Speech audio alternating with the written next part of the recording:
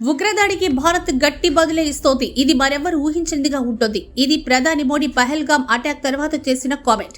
మోడీ ఇంత serious warning ఇవ్వడం ఇదే మొదటిసారి. అయితే ఇప్పటికే సింధు జలాల ఒప్పందం రద్దు చేసినట్లు ప్రకటించారు ప్రధాని మోదీ.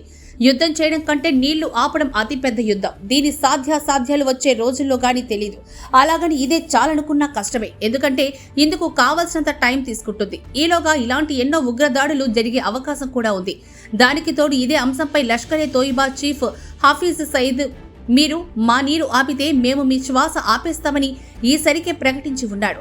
రీసెంట్ గా Pakistan Peoples Party chief Bilawal Bhutto సైతం సరిగ్గా ఇలాంటి లాంగ్వేజ్నే వాడి భారత్ ను హెచ్చరించాడు.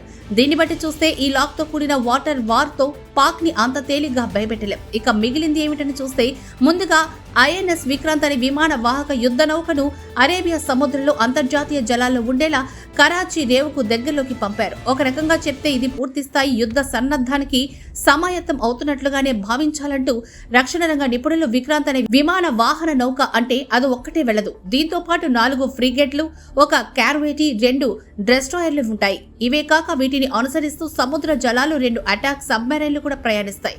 ఈ మొత్తాన్ని కలిపి కారియర్ స్ట్రైక్ గ్రూప్ అంటారు. షార్ట్ కట్ లో సిటీజీ అంటారు. యుద్ధం జరుగుతోందని నిర్ణయిస్తేనే ఈ కారియర్ స్ట్రైక్ గ్రూప్ ని పంపుతారు. కాబట్టి ఈసారికి సర్జికల్ స్ట్రైక్ అయితే ఉండబోదని అంటున్నారు ఎక్స్పర్ట్స్. ఈసారి అంటే 2016లో అజిత్ దోవల్ అన్న మాటలను అనుసరించి చెప్తే పాకిస్తాన్ కని మరో ముంబై లాంటి దాడులకు పాల్పడితే బలూచిస్తాన్ ని కోల్పోతారని అన్నారాయన. అంటే దీని అర్థం ఏంటో సులభంగానే అర్థం చేసుకోవచ్చు. ఇంతకీ సర్జికల్ స్ట్రైక్స్ ఎందుకు చేయకూడదని చూస్తే ఇప్పటికే 2 సర్జికల్ స్ట్రైక్స్ చేసింది భారత్. మొదటిది యూరి సెక్టార్లో ఆర్మీ నిర్వహించగా, రెండోది బాలాకోట్ పై ఇండియన్ ఎయిర్ ఫోర్స్ చేసింది. ఇక మిగిలింది ఇండియన్ నేవీతో స్ట్రైక్స్ చేయించడం. అయితే నేవీ అలాంటి స్ట్రైక్స్ చేయదు, డైరెక్ట్ గా వారే. ఇదిలా ఉంచితే పీఓకేని స్వాధీనం చేసుకునే సమయంలో పాకిస్తాన్ నావీ భారత్ పై దాడి చేయకుండా నిలువరించడానికే విక్రాంతిని అరేబియా సముద్రంలో మోహరించారని అంటారు నిపుణులు. ఇక ఇండియన్ నేవీ కరాచీ పోర్టును దిగ్బంధించే పరిస్థితి కూడా కనిపిస్తోంది.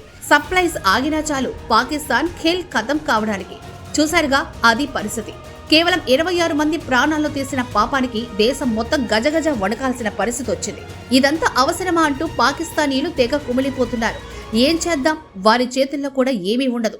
పాకిస్తాన్ ఆర్మీ, ఐఎస్ఐ టెర్రరిస్టులు ఇదో టెర్రర్ కారిడర్. ఈ మొత్తం లింకు తెగితే కానీ పాపం పాకిస్తానీలకు సైతం ఊరట లభించదు. దీన్నే ప్రపంచ అగ్రదేశాలు గుర్తించి తునాతునకలు చేయాల్సి ఉంటుంది. మరి చూడాలి, ప్రపంచమంతా కలిసి ఇప్పుడు భారత్ ద్వారా ఎలాంటి యాంటీ టెర్రర్ ఆపరేషన్ చేయిస్తాయో తేలాల్సింది.